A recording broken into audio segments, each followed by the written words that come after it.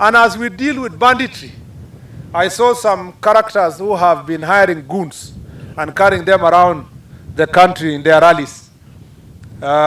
Yesterday, talking about me in different places, saying that, oh, the IG, myself, goons, and so forth. If we have dealt largely with matters of banditry and pacified Kenya and secured Kenya, these are people who have guns and ammunition, who are goons. Those are very small people. We are going to deal with them decisively. And I want to say, as we deal with these goons, when I came to office, Panga boys were terrorizing us in Coast. We have dealt with Panga boys, some of the gangs that were called Panga boys. Some of the gangs in Nairobi have already been dealt with. Some of these goons that are being sponsored and hired by politicians, I want to warn them that since the politician will not be there with you when you are committing your crime, when we come for you, we will come for you and come for you hard. We have done so in Kitale, and I see the leaders from that area are making a lot of noise. Wanapiga kelele ati tumekujia, ati tumesumbua magoons, tumenyang'anya hawa panga na marungu, na tumewanyang'anya ile silaha wamekuwa wakitumia. Sasa viongozi ambao wamechaguliwa wanatupigia kelele. Hiyo kelele bado. Kwanza unapiga hiyo kelele mapema. Bado. Tutanyorosha goons mpaka sponsors yao watalia machozi. Wacha saa hizi bado wanaongea rallies huko. Wacha saa hizi bado wanatupatia lectures. We will come hard on those goons and the gangs that are supporting these politicians. And let me tell them that this is not an empty threat. This is a warning that it is better to be safe than to be got by these men and women. Especially, wajiokoe saa hizi kabla hawa recruits wajatoka na hii nguvu yote wako nayo. Yeah? Wakipata nyinyi watapona kweli? Mko tayari kunyorosha hii wakora? Yes, sir. Bas, sasa wacha niwapatie warning. Najua wamezoea wale wamechoka kidogo walikuwa zamani. Nyinyi na hii moto yote wataona moto sana. I see some simple-minded, short-sighted politicians talking out there about Jukwaa la Usalama. Jukwaa la Usalama was not a talk show. Jukwaa la Usalama was not an event. Jukwaa la Usalama was a concept of leadership, a new paradigm, a shift of paradigm to bring security to the corner that is more collaborative, listening to the people of Kenya, and not just listening for the sake of massaging their feelings, but listening with an intention to ensure that there is implementation.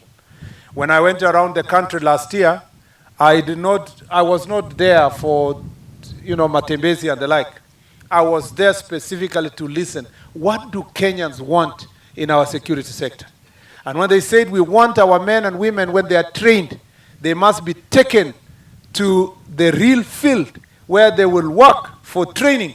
That is why today we are opening the Lee Security Camp as a result of the views of the people of Kenya that our officers must be trained. So for the naysayers, for the critics, for the busybodies and the short-sighted politicians who do not understand what is Jukwaa la Usalama, this is what it means to listen to the people of Kenya and to take their views and bring them to the ground to make sure that they are implemented. Ng'ombe ambayo imefanya ama wizi wa ng'ombe ambao umekithiri katika area hii ya Meru, Laikipia, Isiolo na Malizia, ni kwamba tunashukuru the security agencies on the ground, wamejaribu dhindi ya uwezo wao, wamefanya recoveries ya mifugo wengi ambao si wale ambao wameibiwa kutoka Meru. We've lost 15,000 hens of cattle from Meru. Na wale wa Merundi bwana waziri, mpaka watu wa Meru wasikie nikikuambia wazi mchana, ni kwamba we still expect a lot from the national government.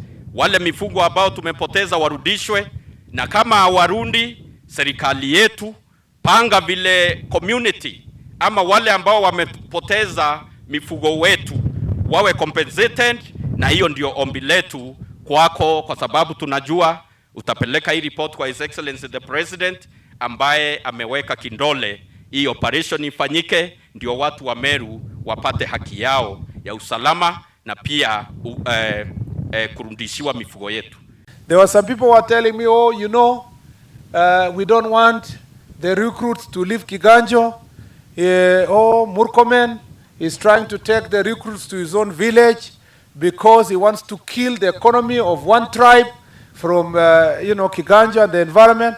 That is, there was no media here and everybody was, I would have used a stronger word.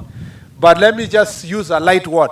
That is foolishness and moronic thinking by very short-sighted tribal leaders. This training camp here in Meru has been brought to an area where the people of Meru have faced greater challenges from bandits who come from neighboring counties, and we have brought this training here, not just to expose our recruits to proper training ground, but also that this training camp will be a buffer zone that will provide security, proper security to the people of Meru and the people of Isiolo and people of Laikipia. I am very clear in my mind. When His Excellency the President gave me the responsibility to become a cabinet secretary, he told me that you must sit down and think through how best you must listen to the people of Kenya, and we must have interventions in the security sector that actually respond to the feelings and the ideas of the people of Kenya. When we came for Jukwaa la Usalama, it was not about me. The governor was there, the MPs were there, the MCAs were there. And look at how our partnership with governor here and the MCAs and the leaders has brought this kind of success, because it is the governor that enabled us to allocate the land here. It's the governor that enabled us to drill the borehole here. And you can see that some of the access roads were built by county government. The result of the operation that has been going on from here all the way to Mogogodo Forest, we have so far recovered 55 guns, and we recovered 382 ammunitions as a result of this operation. This operation also ensured that we recovered over 100 livestock, about 108